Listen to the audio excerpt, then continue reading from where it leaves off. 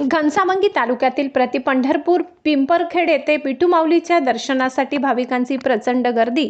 आषाढी एकादशीच्या पावन पर्वानिमित्त घनसावंगी तालुक्यातील पंढरपूर पिंपरखेड येथे विठ्ठल रुक्मिणीच्या दर्शनासाठी भाविकांनी मोठी गर्दी केली। पहाटेपासूनच दर्शनासाठी भाविकांच्या लांबच लांब रांगा लागल्या होत्या। विठ्ठल विठ्ठल जय हरी विठ्ठल या अखंड नामघोषाने मंदिर परिसर भक्तिमय वातावरणाने दुमदुमून गेला। यावेळी गावचे सरपंच अनिल सानप, जयराम मिसाळ आणि रामेश्वर सानप यांच्यासह ग्रामस्थ व वारकरी मोठ्या संख्येने उपस्थित होते। भाविकांनी विठू माऊलीचे दर्शन घेऊन सुख समृद्धी आणि सर्वांच्या कल्याणासाठी प्रार्थना केली। मंदिर प्रशासन व स्वयंसेवकाच्या सहकार्याने दर्शनासाठी चोख नियोजन करण्यात आले होते। त्यामुळे भाविकांना कोणतीही गैरसोय न होता शांततेत व सुव्यवस्थितरित्या विठुरायाचे दर्शन घेता आले।